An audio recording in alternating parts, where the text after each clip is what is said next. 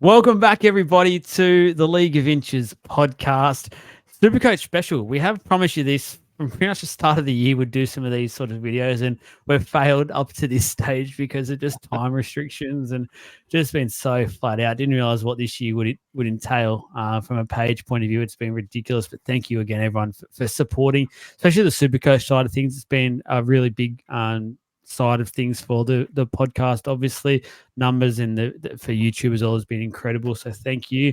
We've finally come around to give you one of these specials, and the first one sounds weird, but we're going to do it. We're going to do our team of the year to date, just our 1 to 13. We're not doing the benches or anything.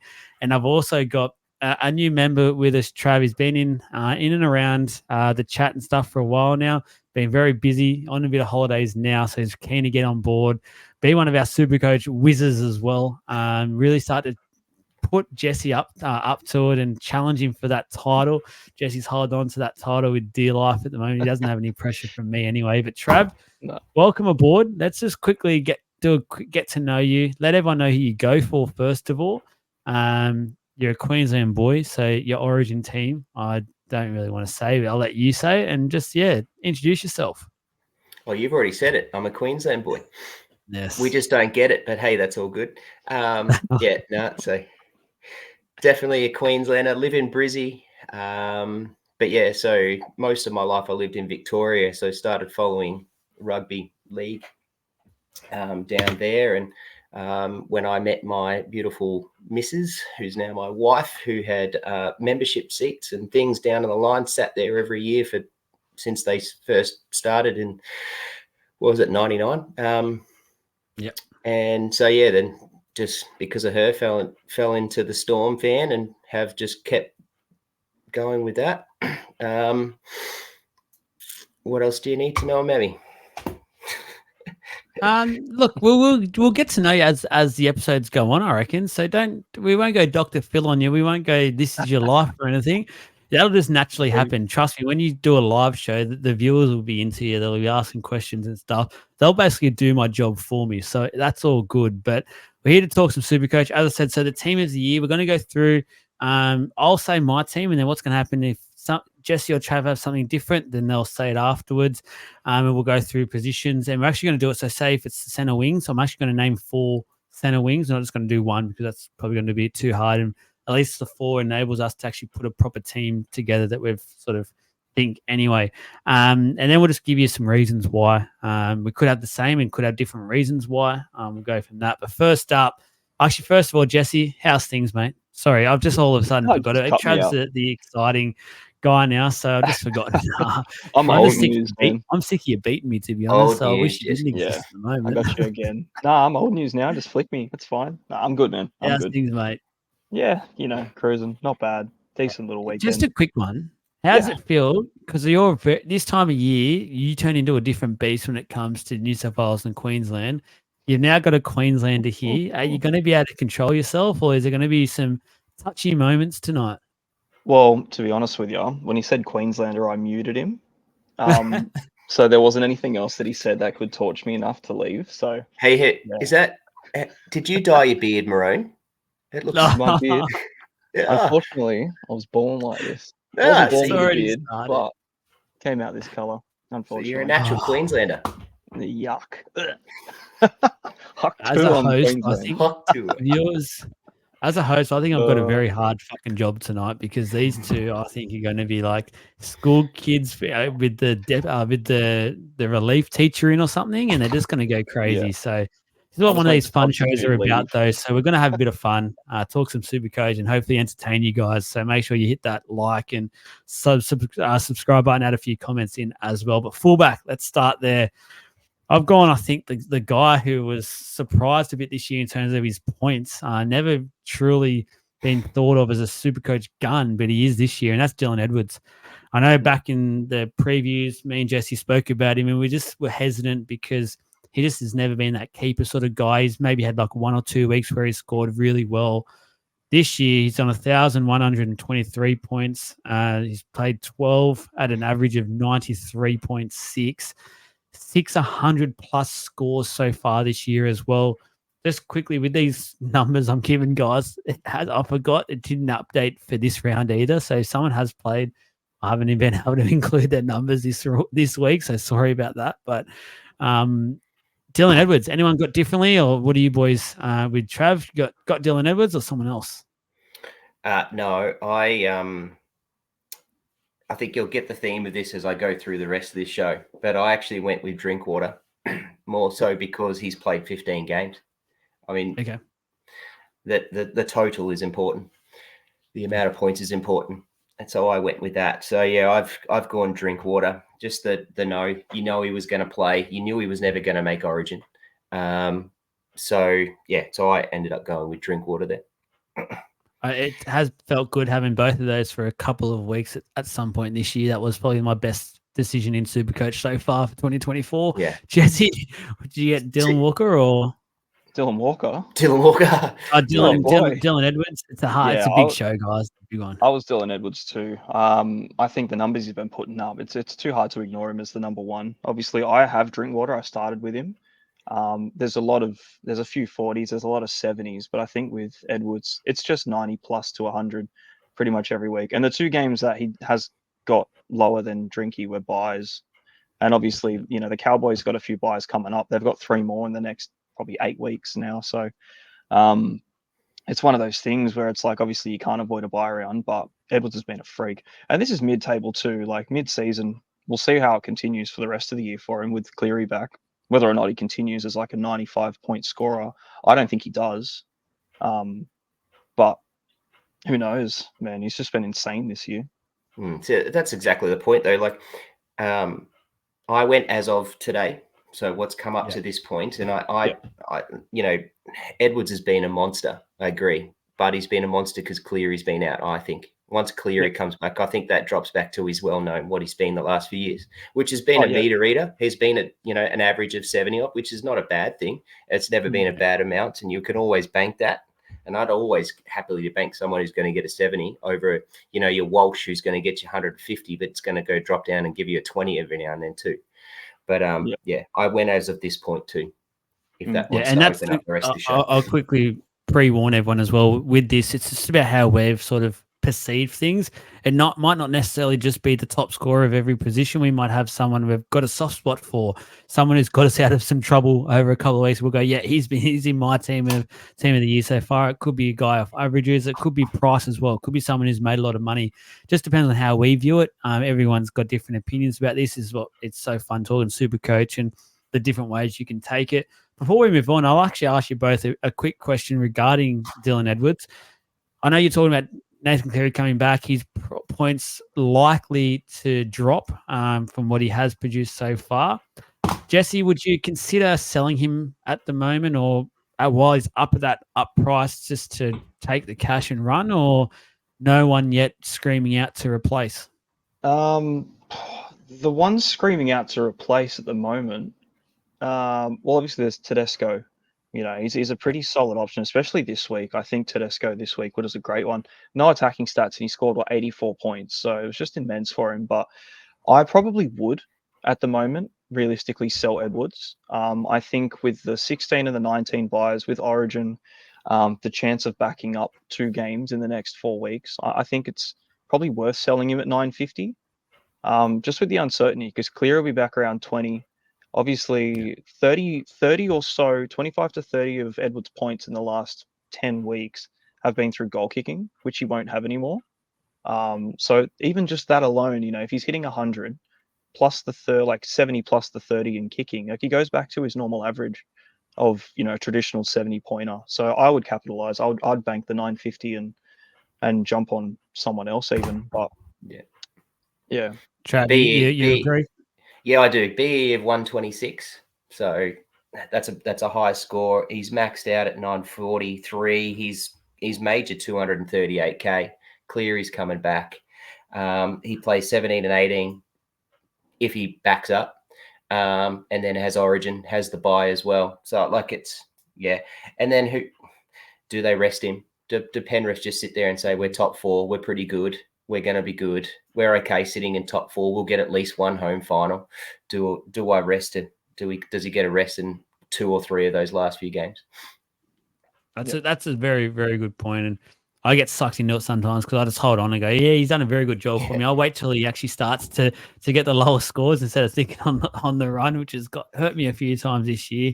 Jesse's mentioned something to me and I almost just laugh at him. I go, yeah, whatever, that's not going to happen. Or I'll wait to see it happens. He's done the change and hasn't ended up being well for him. But anyway, center wings. This is going to get a bit interesting, I reckon. There's a lot to talk about, I feel like, for this position being 4 players. So what I'll do, I'll just read all 4 of mine, then we'll just go from that. We'll go around the room. So I've actually done mine in order as well. So I've got Zach Lomax as number 1, 1,076, played 13 at an average of 82.8. The round 14 game sticks out to me. 170 against the Tigers was just ridiculous. The move to the wing has been sensational for him and a Supercoach point of view. It's been really, really great for those who have owned him. And unfortunately, I haven't had him for 1 week. So that just sums up my Supercoach at the moment. I've got my number 1 is someone I've not had yet. So I have plans, but I haven't had him yet. Number 2, this is an interesting one. I have no doubt in my mind that this is going to cause some discussion later on. I've actually gone Val Holmes, 1,085, played 14 at an average of 77.5. He's in such bad form according to most this year, but the fact he's scoring that for Supercoach, I feel like is pretty good. He can only get better, I feel like, especially for the run home. So at the moment, considering he's in such poor form, I've put him in my top 4 just because I guess you're getting some scores from him while he is playing that badly. Number 3, Joey Manu, 1,020, played 13 at 78.5 average. He's already had 300 or more scores, been scoring great, even at center. So normally we rely on him to get some fullback numbers throughout the year. He has only got, I think, 1 game so far at fullback, maybe 2.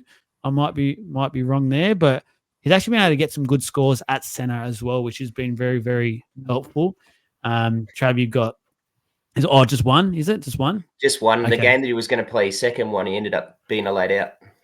That's right. Yep. So he played fullback for the Dogs against the Dogs when Teddy got knocked out, but he didn't start at fullback that game. Oh, well, yeah, that's true. Yeah. Yeah. So we'll lock in 1. We'll lock in 1 start for now, which we're normally hoping for about 4 or 5 for him at least. But considering he's still been able to get some good scores just at center alone, I think it's been great for him. Last one, I've actually gone a bit of value here. Someone who's made over 188K so far, Jacob Carraz.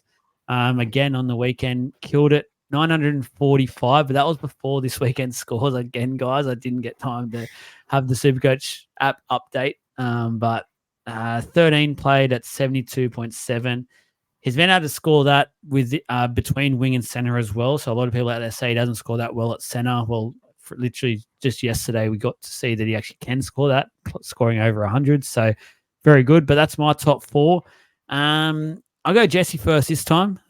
What about yours? How many do you have similar? Or how many do you have the same? All 4. You got all 4? All 4, exactly the same. Yeah, all 4 are identical. I was tossing up somewhere to throw in Ruben Garrick. Because I think he's actually been really good. The only games that he's actually scored poorly, well, there was 2 just random shit ones, but he's had 2 really low scoring concussion out games, and it's just super unfortunate. So when he's on, he's averaging like almost freaking 70 to 90. Like he's a gun. So he's been really good. For value, there's players here like Kyle Ero. You know what I mean? The guy started at 219K. You know, he's been pumping out 50s to 60s with ease, all in base. No attacking stats at all, and he came in a few games late too. So for value, I think there are really, really good players there. But for as far as like the top group, I think the 4 that you mentioned are pretty much it. Carraz might be a little bit of a smoky one, but I don't think he is at all, to be honest. Go on about him. You've had him for a little while now. I still haven't.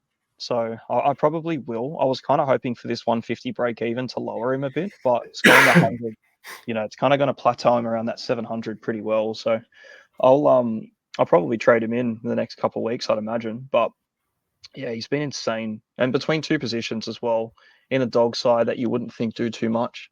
Defensively immense. He's just a gun. So Yeah. It's probably one of the Oh, only plays or moves I've four. done this year that have actually gotten one on you. So I'm going to take it all year. That the fact that I got Yeah. on Karaz and you didn't.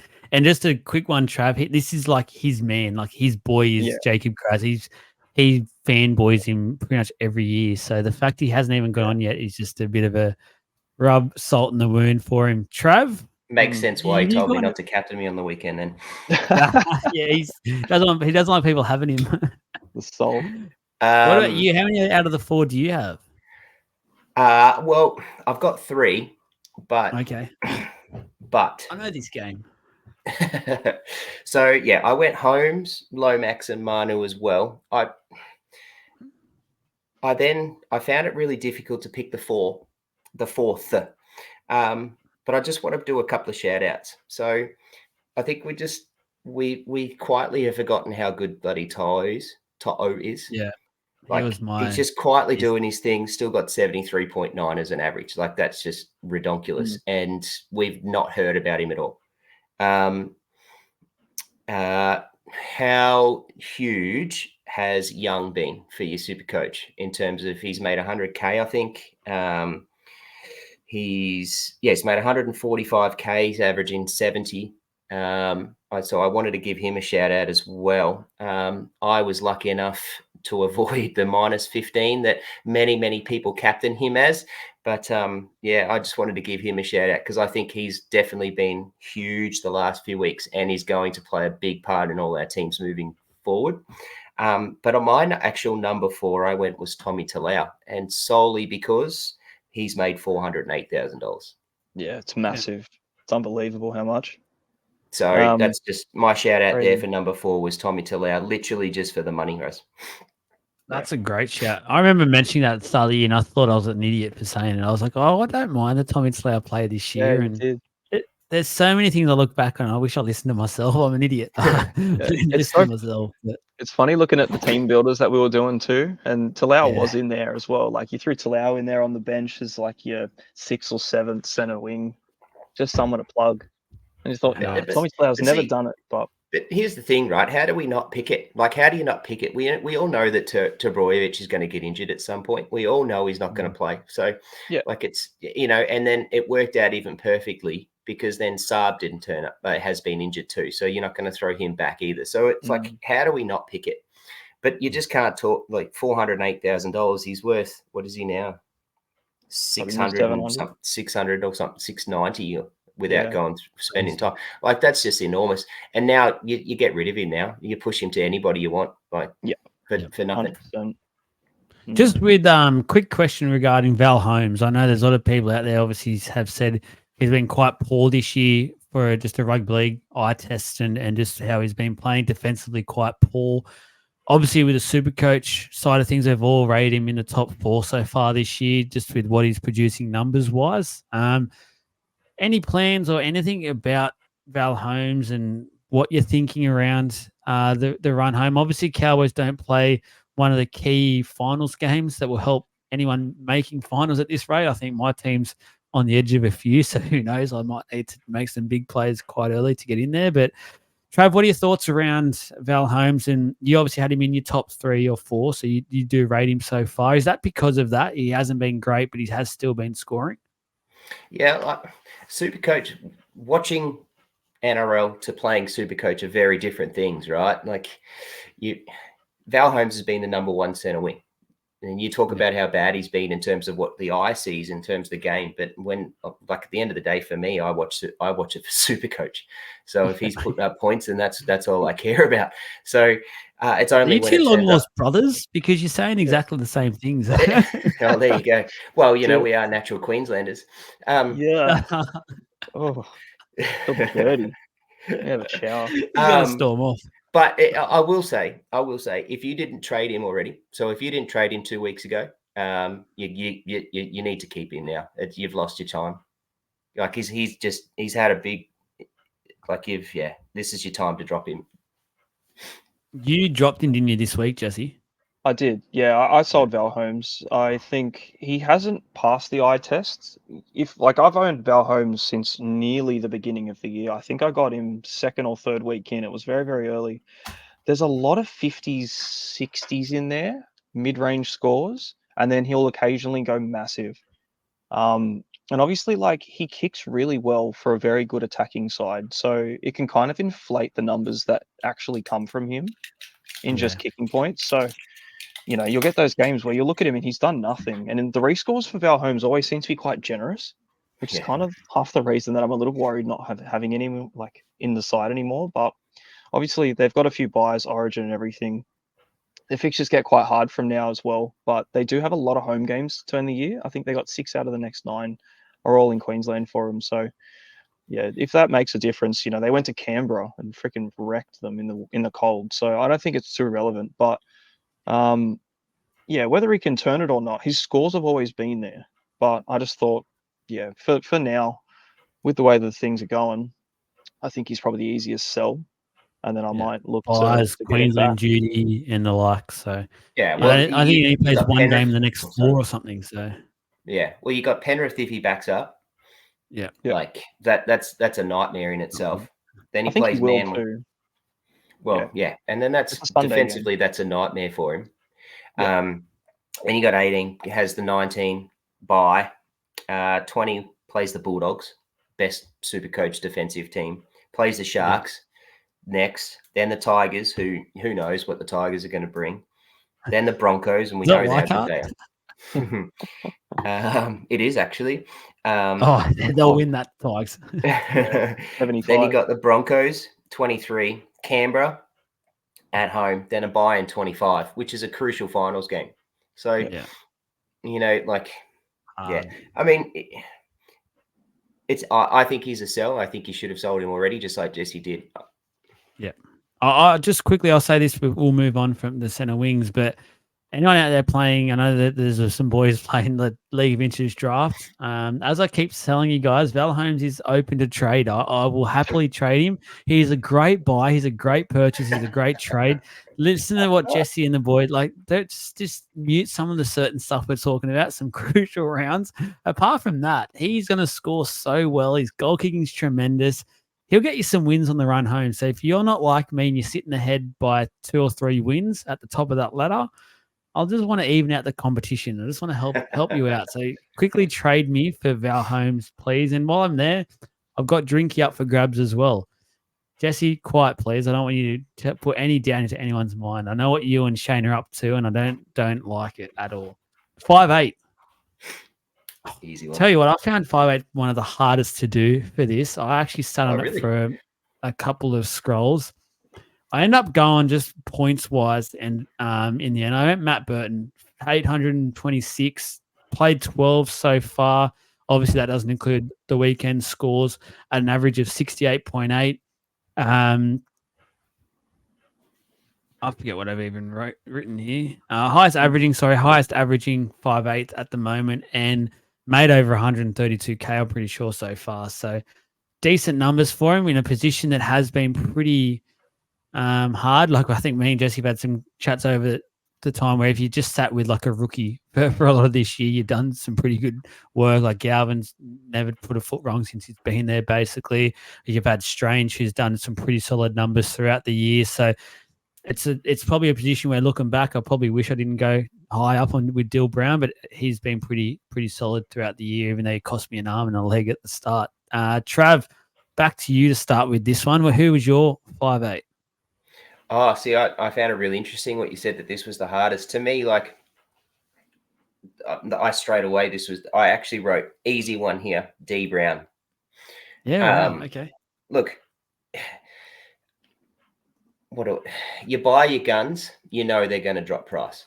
It's just, you take the ebbs and flows with what you get with the guns, and you're going to get Dill Brown with what you're going to get. He's lost 126K, but so be it. He's also averaging 65. He's played 14 games. He doesn't play Origin. It's a shitstorm of a position, and you were able to lock away a dude who's going to get you 65 every week. To me, he's got one score under 50.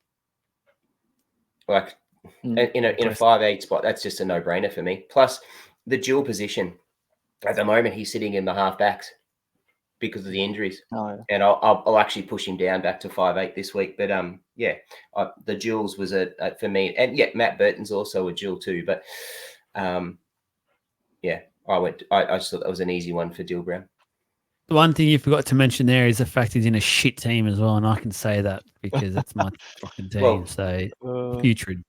I can still say it too. He's in a shit team. He's in a shit team. But still scores Jesse- 65.8 as an average. he's leading by 100 points for total points because he's played 14 games. And he's been out of position for half of those because he's not a halfback. And Brad Arthur was obsessed with the idea. But anyway, that's in the past. We're trying to let it go. Thank you, Brad Arthur, for everything you've done. Jesse, you got to vote for Matt Burton. You got to vote for D Brown. Where are you going? I tossed and turned about this one. I was just like, which out of the two would I put my vote towards? I ended up going with Matt Burton. Obviously, I know. It's like you're reading the cheat sheet. Everything that Trav said about Dill Brown is completely accurate. It's perfect. You buy him. We bought him both. We started with him. We spent a mozza on him. But it was one of those, who cares? I'm going to have Dill Brown for the entire season. He's going to run me through buys. There's no origin. There's nothing. And I do not ever plan on selling him. Even when he was, he was scoring 60s. And we're like, far out, I wish this was an 80 or a 90. It was still a 60 in a 5'8" spot. That's just shit. And there's nothing else you can really get from him.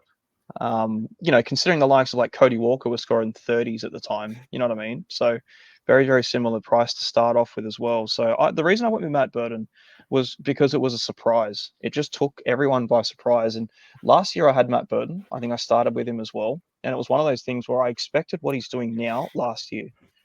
And it kind of burnt me. And a lot of people are in the same boat.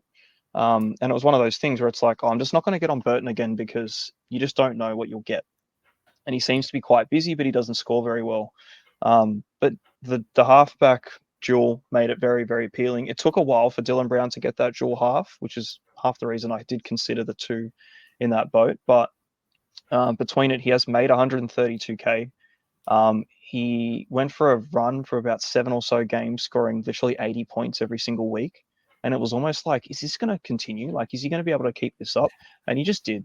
He got himself an Origin call-up, but didn't actually get a name. So, that's kind of the reason why. It was more so just how much of an improvement this year's been for Burton in general over the previous seasons, where with Dylan Brown, obviously the Eels situation hasn't been very good, but it's kind of underwhelming for what we expected for him. Even though they're scoring very similar stuff, we expected more from one and less from the other. So, yeah, honestly, you're splitting hairs, though, between these two. I think they've both had really good seasons. Yeah, I agree. I think that was that's why I found it very hard because I was tossing up between the two, and it was just one of those things where you can go wrong either option. I think that element of surprise I just mentioned with Burton is probably the thing that took me over with him as well. But halfback, both we said were dual, but I'm happy to say I haven't gone Dill Brown at halfback. Or can I jump in, Joel? Yeah. So my other one that I wanted, I think you touched on a couple of good points. Galvin and Strange were huge. So those two rookies, which allowed you to get your D Brown, that was how you were able to do it because we had those rookies that we knew were going to come. So I don't think we should sleep on how good they've been. And the other one, who's currently sitting in my 5'8" as well, is Dearden. Geez, I've loved his game, and geez, he's been great. But yeah, I wanted to make just a mention of that as well. You can't really go wrong. I get that Dearden's, averaging 10 points less than Burton, but you know what you're going to get from him. You're always going to get that height. You're going to get that ceiling, that middle range, and that's been important for a shitstorm with all the injuries that people have had, and that the NRL is getting at the moment. Dearden in that 5A spot is huge. Yeah. Little small shout out as well. Someone who's personally helped me a couple of weeks recently is Jack Cole, who's just produced a few little scores in there when it's been much needed. Yeah, the balls to get him. Yeah, so he's out there. But halfback, again, this one could be controversial. I think there's a few things out here in this position. I've gone Nico Hines. Look, 914, 11 played so far at an 83 average. I've written it again. This could be controversial because it could be. He's got 3 over 100 scores, including 142 and a 160 back-to-back. That was in 2 weeks where I think me and Jesse were the same here. We actually kept clearing our team because we just didn't know what to do with him at that stage. There was a lot of things up in the air. We literally ran with 1 halfback where majority of the year, I think most people were running with 2.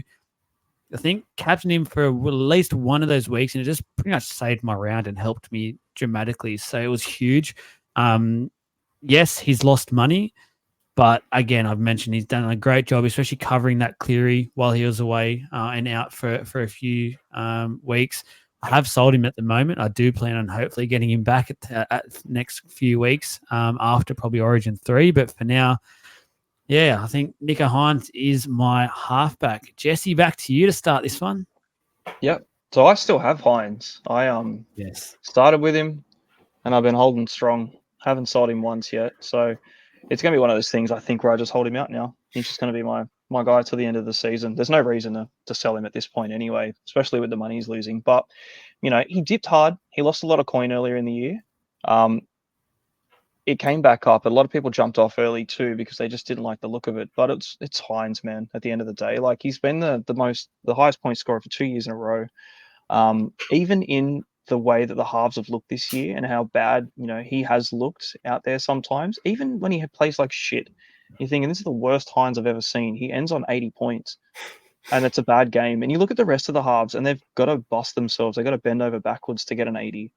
And it's like, You know what? As bad as he's playing, who gives a shit? Because he's going to outscore them anyway. It's just the way it works. So, Hines is my guy as well. Even still, you look at the halves that we've had this year, there's not been many that have actually lasted the test as well. Like, you lost Moses for 10 weeks. Cleary's been out two long stints. Really, at one point, it was basically between like Ben Hunt, Cherry Evans. And they were the only 2 that were actually left and they were half viable. But yeah, outside of that, I really don't see too much competition for him in that spot. He's the highest scorer, even still, with only 11 games played.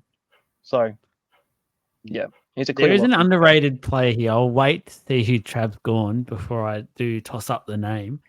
Trav, who have you got? My boy Jerome Hughes. That's who I was going to mention, actually. I expected as much. Nah. Look, to me, it was, I get the Hines thing, and I actually wrote Hines. Yep, he's boring. All about the content now. You'll realize that. 11 games. I agree totally. Like, I agree totally with both of you, what you said with Hines. I mean, 11. He's only played 11 games. Like, it's not like he's missed too many. 14 was the max you can play at the moment. He's played 11. So you've got that 914 total points. Cherry Evans winning that with 942. He's got an average of 83.1 and Cherry Evans up top with 67. But the reason why I didn't go Hines is because it's kind of against what I said about D Brown. You've got your gun. He's going to have the ebbs and flows. But I sold him at 1.1, and I'm very happy I did. He's about to drop enormously, and I can't wait till I get him at 700K at least. Like, I can't wait for it, and that's going to be huge. But yeah, I went Jerome Hughes. Spit on that thing. Yeah. But yeah, I went Jerome Hughes. I mean, yeah. I like Hughes, man. I got both too. I'm a Storm fan, I'm not going to lie, but I'm also not biased either. But yeah, I have to say the way that Hughes has been going, and you have to lock in the fact that as soon as Munster went, if you look at the stats of the way that the Storm play with when Munster's out and how Hughes goes, he's a freaking monster. Like, he just loves that. He just loves the attention. He loves the ball in his hands. He loves every single part of the game that he can manage. It's his. And he bloody loves playing with Munster too. But yeah, he's been good. And the fact is, he's a Kiwi, so he's not going to play Origin. He sits out. The Storm's bye rounds were pretty good. This 19 bye is a bit of a pain in the ass. But yeah, their bye rounds and their fixture is great. And their run home, the Storm's run home, like, we're already clear in front.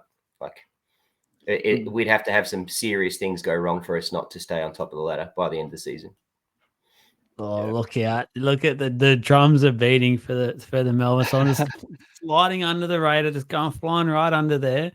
Don't worry, we're on to you, mate. I know exactly where you're sitting. It's at the top spot. Talk And Supercoach here, Joel. Get over yourself. yeah, no, it's all good. I'm with you with Jerome, and me and Jesse actually had this conversation. I think it was 2 weeks ago now, where we both got him, and we've both obviously got plans to trade him for probably Cleary when he's fit. But it's like he's also putting up some very good numbers to sort of make you sit back, and it's not like an automatic, okay, let's do it, because Cleary wasn't also that great the last week or two before he got injured. Like, there were some scores and that there. You're sort of like, oh yeah, okay, but like Hughes, especially with no Munster, he's the guy. He's Melbourne Storm at the moment, and there's rumours around that Munster still, yes, he started to come back into some light running in that, but anytime he talks about it, he's not confident about the time frame about when he's coming back, and it just feels like it might be longer and longer the stint. You don't know there, but Hughes at the moment, it just feels like maybe I will keep him a bit longer than I anticipate. I'm not sure. Like, there's no reason. And the quick one about Hines is, how worried are we with Trindle now coming back into this side? Looks good. Last week, he actually played very well. And we know that he sort of impacted Hines' numbers on a Supercoach point of view. Jesse, you've got Hines and kept him. Is there any concern with Trindle back now? Yeah, of course there is, man. Like, he started the year and it didn't look good, but they kind of worked themselves into it a bit. And, he did put up a couple of scores over 100 with Trindle in the side. So I think, Hines turning up's almost an inevitable thing. You just got to be there when it happens. So I will take the price drop. He's going to hit 700K. I could be smart about it and trade off, but I think what I'll do is I've got Hines and Hughes.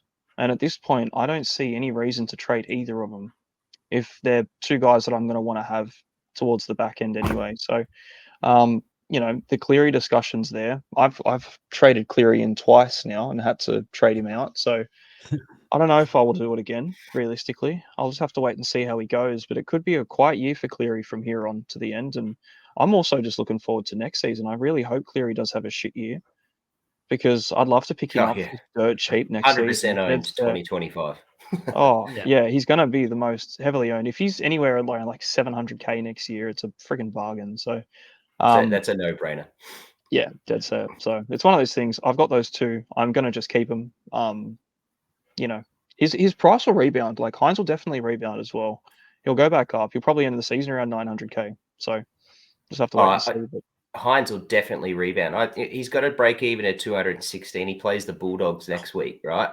So let's at best, what do we think he's going to get? Probably what Teddy got this week, around that sort of. Yeah, I reckon probably around 80 or so. 80, 90, right? So he's going to have a huge drop. So that break even, but then he comes up against the Titans, the Tigers, the Cowboys, South, Gold Coast, Titans, Newcastle, St. George, New Zealand, Manly. Now, you tell me that he doesn't get 2,000 points in the next 10 weeks. Oh, exactly. Like, I'm going to want him for that, right? Get on him after next week. See, for me, I'd be if you could, he'd be a luxury trade this week. You could bank that money and get him for a hell of a lot cheaper and use that money elsewhere.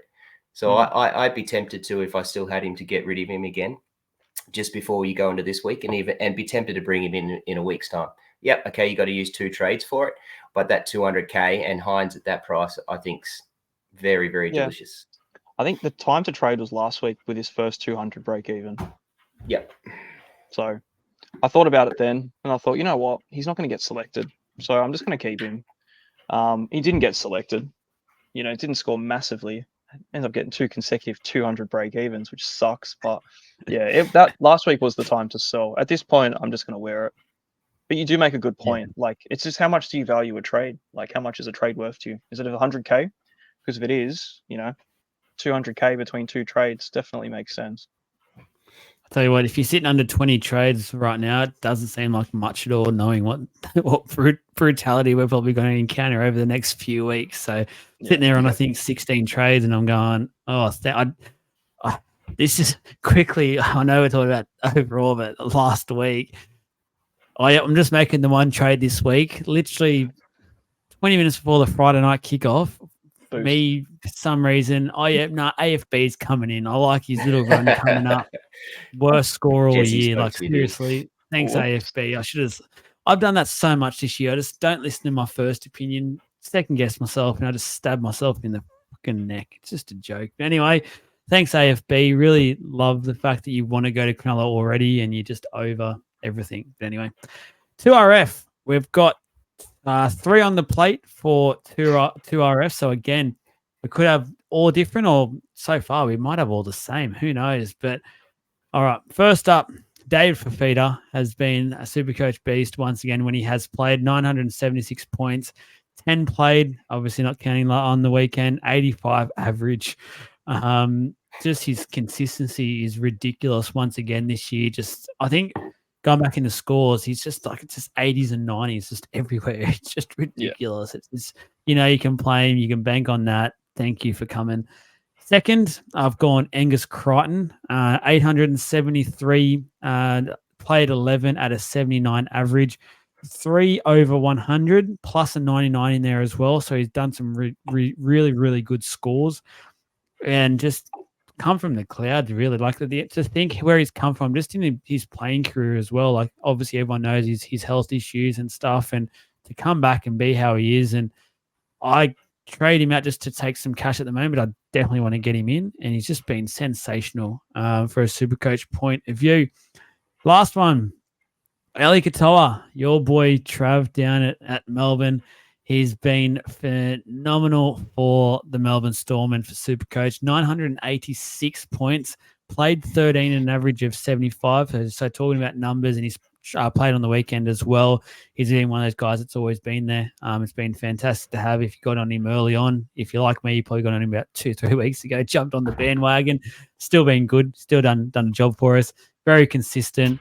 And one thing I do feel like he's always aimed up in the rounds where we've needed him to produce. That's one thing that stood out for me, whether it's we've had a heap of injuries and we need someone to stand up, or if it's a bye round. He's just always been able to stand up and get us some really good points in those rounds. So I've got him in as well. I think I'm at Trav again. Trav to open the batting for us this one. Who are your 2RFs? Let's see how many we've got the same. All 3, but I've got them in a different. Yeah, I've got them in a different order. But I will just say a couple of things in terms of some shout outs as well. Did you say same order? Sorry, same order. No, I have them in a different, all 3, but different order. I'm assuming you're continuing with your orders. Top first one you mentioned. I'm on order. So my number 1 was Katoa. And here's a stat for you. 2 games under 57, right? So under 57. And he got 42 and 47. So that's just a monster. He's just been a monster. God, he's been a good pickup for us coming from the Wars. My number 2 was Crichton, but for me, listen to these. Since round 4 when he got 18. So remember, and he played 3 and then 4. 83, 79, 52, 119, 151, 99, 62, 82, 100. Is that just not? That's just, yeah. I don't have words for that. That's just freak. And he's made 415K. So he's made 4. So what's amazing is that we've got probably the best 2RF, one of the best 2RFs in the game for Supercoach wise for 5 years? And we were able to get him at the start of this year for 400K. Like, it's ludicrous. So I had him 2. I put Fafita in 3, but I was fighting myself for this one. And Fafita's been a monster. 85 average, as you said. You've got all the numbers. I don't think he's had one score under. Well, I didn't look at the numbers too much for him, but I fought myself for that. But the shout out I wanted to have here is Burbo. Yeah. Fair point. I put him in a tie for 3rd with Fafita, and the reason being is Fafita's played 10 games. You didn't know that he was going to play, or he wasn't going to get picked for Origin. Everyone's sitting there saying he should be picked for Origin, so you just didn't know. So for me, I didn't get him at that high price. I just couldn't get him. So Burbo at that price that he had, and I still see teams. Jesse, I think you've still got him, don't you? But I still see teams of Burbo. Like they've still got him. Yeah, see, so there's still a lot of teams that still have him. So he's still playing that part for you through the duels of centre wing to URF. He's made 237K. He's been my ticket. He was my ticket to getting to Crichton in the first place. So that's how I got him. I got him a while ago. But yeah, I wanted to give the shout out to Burbo. Great shout out. I love your shout out so far. They've been all very well deserved. Jesse, here we go. What pattern have you got for us? So it's the same three. I've got Angus Crichton first. I think he obviously coming in at 400K. His big appeal was from pretty much round 4 or 5 when he started. But then from there on, it's like no one was close, man. No one was close. Fafita wasn't quite hitting the ceilings that Crichton was doing. He's obviously banging 80s and 90s out every week, which he has done in every single round, which is great. But I think Crichton was just one of those sort of, how far can we go with this? Like this guy is just mooning right now. It was almost to a point where like everyone was just getting Crichton, and you kind of had to. It made the most sense. It's like if you didn't have Crichton through that run, I don't understand what you were doing with it really, considering the price point that he came in at. But yeah, what is he now? 824, slightly dipped as well. But either way, like I've sold him. I sold him at pretty much the beginning of the first buy round, maybe 13. When he got picked up for the first game, he was gone from my side, and I got on Fafita because he wasn't picked. It's just a straight swap for me. But yeah, he's just been immense. He's been insane. The price rise has been huge, but I will be looking to get him as soon as possible. I've got Dave Fafita second. I think, yeah, he's just one of those players where you kind of lock him in at that 90 point. It's almost just a guaranteed. I just feel like he doesn't seem to have too much more than that in him, though. Like you see him walking around and he's a bit lazy out there. He might he'll get a couple of runs, but that's always been the thing with Fafita. It's just he'll just go ballistic here and there when he needs to and when he decides to pull his socks up. And he'll always end on that 80 to 90. But if he did that for the whole game, he could be 150s every week if he just decided to do it every other run. But he's only human, so you can't knock him. He's got his contract, Jesse. Yeah, that's why he doesn't have to now. Got two. Yeah, exactly. Fucking backflipped on one of them. Dickhead. Kills me. I've got Eli Katoa third. I've had him for a long time this year. I've had him since round 4 or 5, and yeah, he's been nuts. I think it would have been round 5. I got him in for that 42. It was the lowest score that he had. I went back and had a look, and it was one of the lowest scores that he actually got in the last year and a half before that game. So I thought that would naturally be right.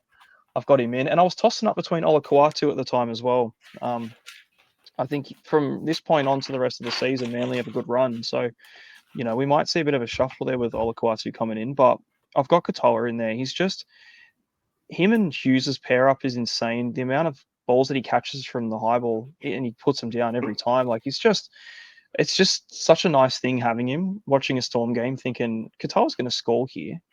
Like it's almost, you're half locking your money in on it. So I've had very, very good times with Katoa this season. He's becoming a big favourite of mine now. So I think that top 3 second rowers is just a blessing. Like it's such a gun pack to have. Last year it was a bit different. Nakora was in there, Hopgood was in there. We didn't really see the same group. So it's nice to have those guys changing here and there, but Fafita is just a constant always. So it's been I feel like you've made a really good point. Sorry, Joel. You made a really good point. Last year it was different too, though, because Hopgood was a rookie, right? So he was cheap. Who was the other one? You said Nakora. Nakora was we got him cheap too. So we were able to get these lower rookies and we ended up keeping them. Like they became season long keepers. This year it's really hard to get that 2RF. The 2RF FRF this year was hard. And, we're talking about these 3 who are 800K. Yeah, I know. We started off with a lot of mid-rangers, though. That was the thing this year. It made it so tricky. It was like, do you spend up on these big guys? Which, hindsight, I kind of wish I did. You know what I mean? Just to have them. Because it's like, oh, far out. Wasted so much time in trades playing with 450K, 500K second rowers. And we spoke about it preseason. Like, the mid-range bracket is such an ugly thing because if you get it wrong, it's so hard to get away from them. Spoke at how much I didn't want to do it and ended up, I think about 4 of my 6 were all shitters. So, Yeah, it's just something to consider for next year, really, isn't it? It's Yeah. just like it's Yeah. just worth buying your gun. Get a shit 5'8", get a few shit Yes. center wings and a couple of Get a good ones, rookie. like elite ones, and then just freaking stack the positions at score well. Like it just makes so much sense. Yeah. Well, I was thinking next year, but we keep talking next year already. That shows Yeah. you where our Supercoach teams are. But tell you what, Jack Cole was looking great for me. I think he's going to price himself out of getting rookie sort of price tag next year already. We're linking up with Cleary, so that's going to be a Probably. bit of a pain in the ass. Quickly, I feel like Eli Katoa is your new what's his buddy Jacob Kraz. Jesse, I think he's your new boy. You've got a massive soft spot for Eli Katoa. How much you talk about him is not normal. So just please message him, do what you need to Yeah. do, check it out, do whatever. So, Get the gun. quick one, top of your head. This could be hard because you've mentioned it. Mid ranges from the start of the year. Who do you reckon's been the standout mid range player? Top of your head. I know it could be tough, but Josh Curran. Yeah, I was going to say Josh Yeah. Curran.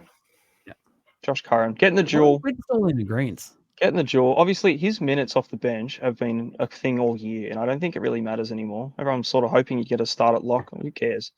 He gets 60 minutes and just bangs them out anyway. So, Yep. yeah, Josh Curran for me. But Talking then about Crichton bench, was 400k. yeah, Crichton was cheaper than true. all of them. So he's the best mid ranger when you look at it, technically. But he didn't stay mid range for long.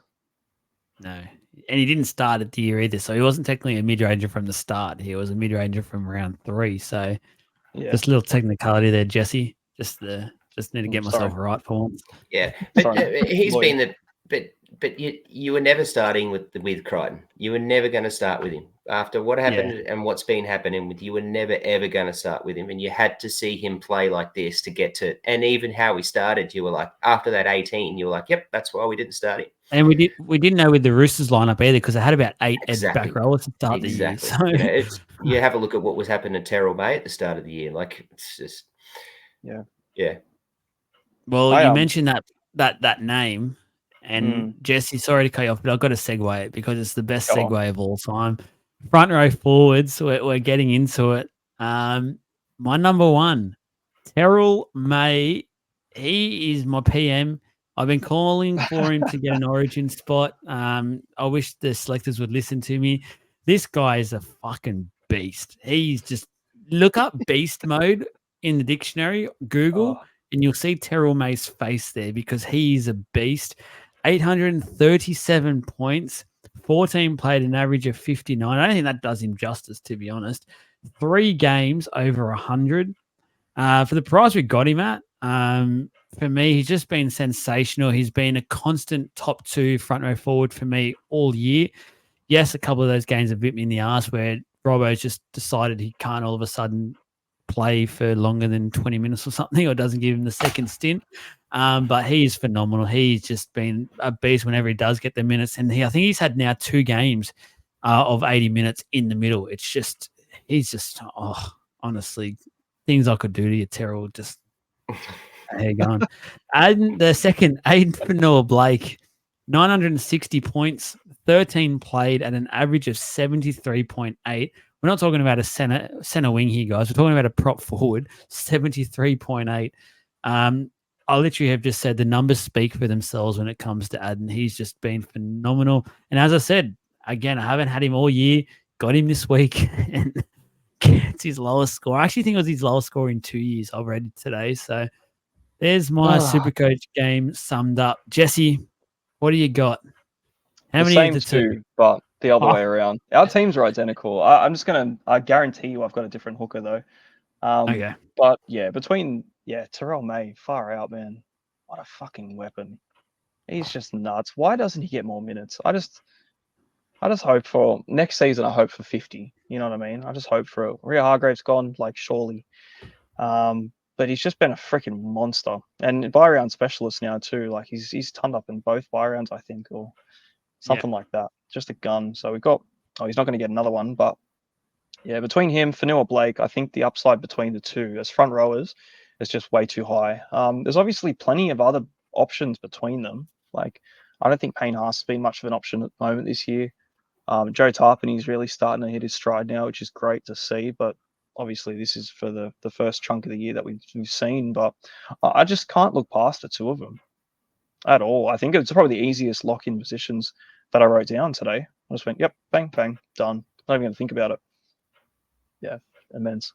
Yeah, it's been phenomenal. The numbers, the numbers for AFB are just, you look at him, you go, holy shit! Yeah. Like, I'm pissed off at him for this week, but It'll come back around. Like, I know. you look at the Sucks to numbers start off. and the average, you're just thinking, is this guy literally a prop? Like, yeah, I just got a double take in this game. Trav, same too or what? Nah, I'm different. Oh, here we go. I did have Terrell May, and I had him for a long time. Loved having him. Happy. When I sold him too. I sold him. I think about week 8. But yeah, I did have him. But no, my second one is Curran. Yep. Yeah, I've written here it's an interesting choice, but for me it's the three scores that he's had under the 52. So he's been able to lock in at least 52, 3 scores, 48, 44, and then the last game at 28, which I think he got knocked out or something. He only played 16 minutes. So, I decided to write that off, which actually gives him a 59 average if he didn't have that last HIA outage, which is better than what Terrell May's got. So I like obviously the need for the dual has been enormous. FRF 2RF as a proper mid-ranger when he started at 421. Like, we got Josh Curran for 421 because of how she was at the Was. Like, you think before he went to New Zealand, how good was he? Like, he was shit ass at New Zealand, and now he's come back. We got him for 421, and to me, he was actually, I think if I remember rightly, he was my first one picked when I started the year. So yeah, I wish I kept him. I wish I had him on my team. I still haven't. Every week I just feel like I want him. I just never do it. I just want to send my own honourable mention out. I know you boys done a few so far. I'm doing the first one for me. Ruben Cotter. I know he hasn't set the world on fire, but I think he's been so handy to have this year for me personally because of the duel's been fantastic. It's helped me out a lot. Just being able to do some trade things and the like. But again, just someone, because I've only just got AFB in, and I did trade him for Cotter this week just because of some of the runs we've talked about for the Cowboys moving forward. But I've been happy to sit in there. He's got a 50 or 60 or so. Most weeks he's been super consistent with it. He's just been someone who didn't cost me an arm and a leg.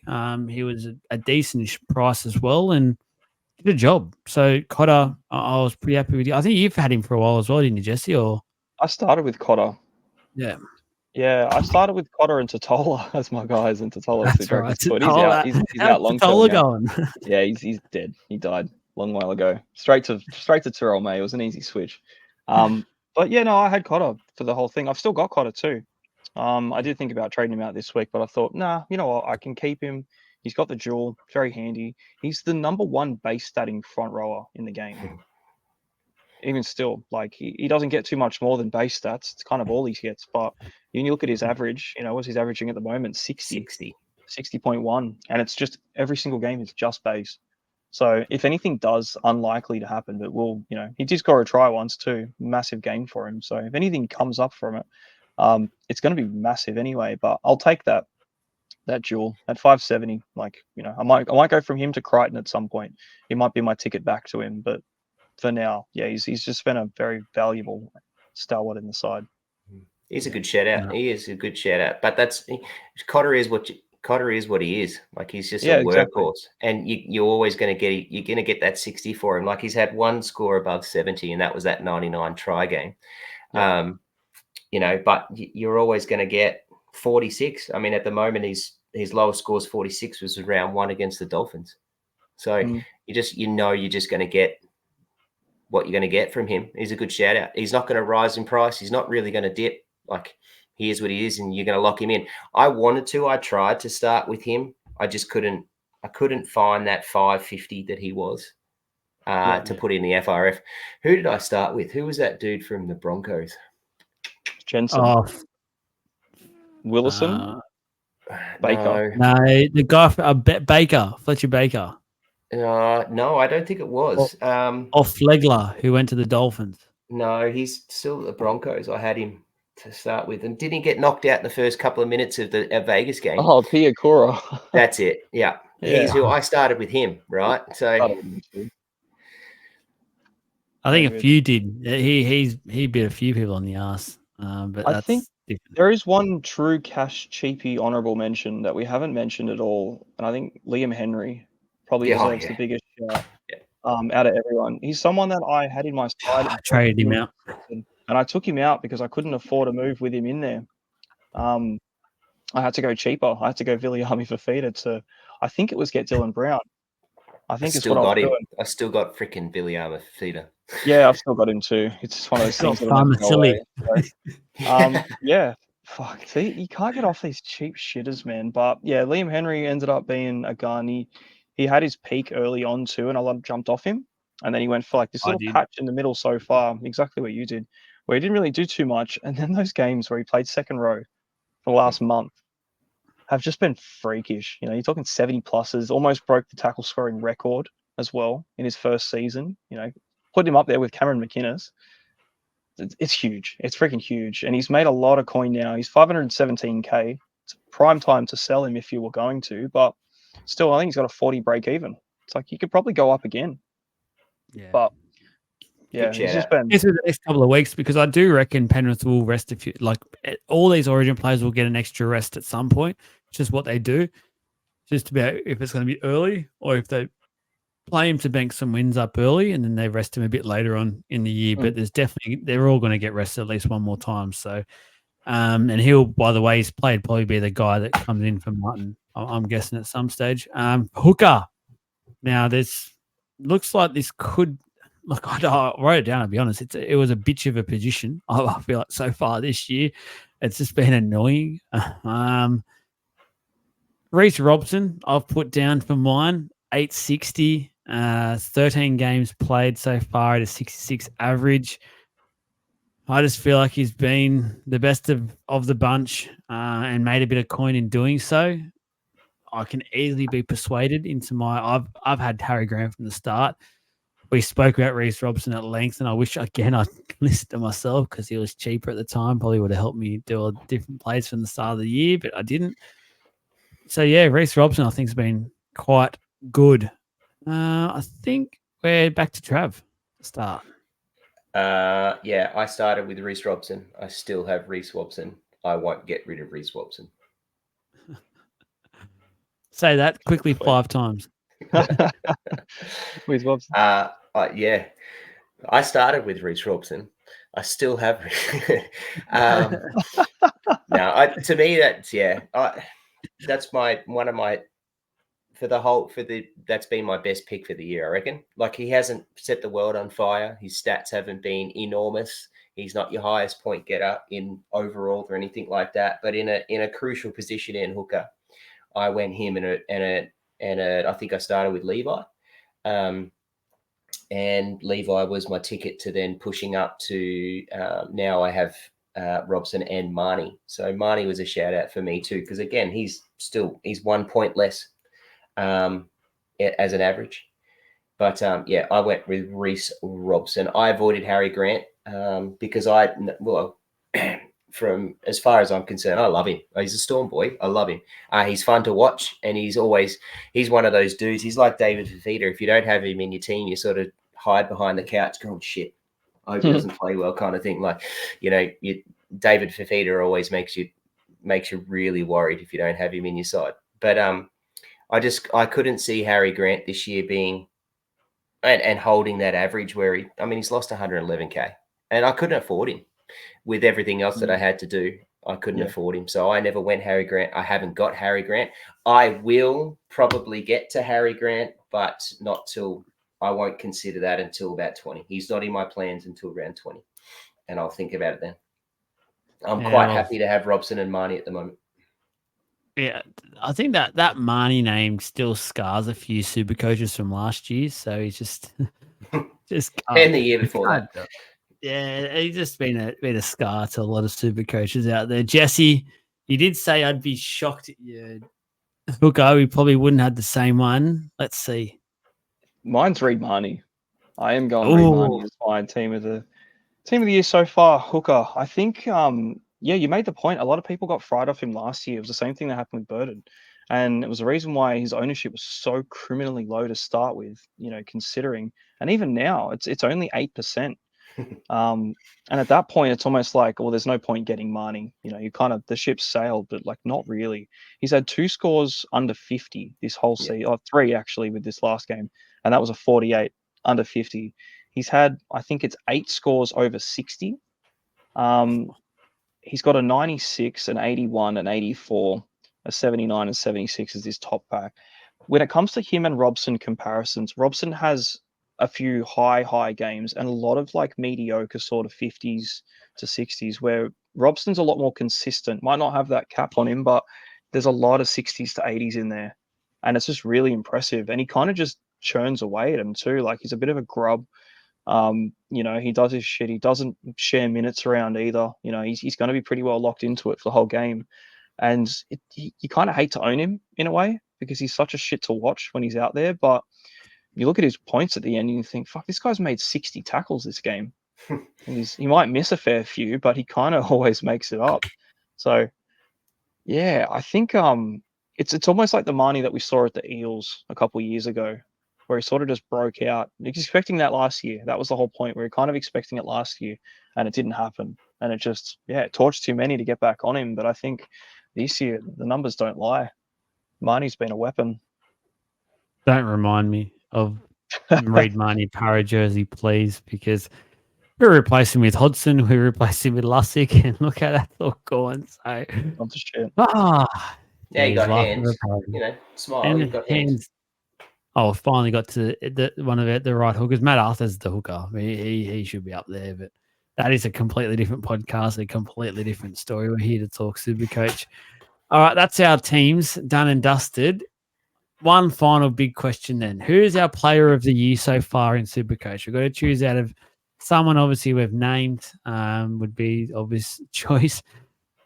Who are we going as our Supercoach player of the year so far? Look, just because of, I know he's scored the most out of this list. It's not because of just that. It's just because of the surprise element, I think, from the start of the year. Yes, it's been helped with his halfback not being there for a lot of it, but the fact is he's got the points. So if you did go him, you've reaped the benefits. Dylan Edwards is, for mine, has been the standout of an impressive class so far.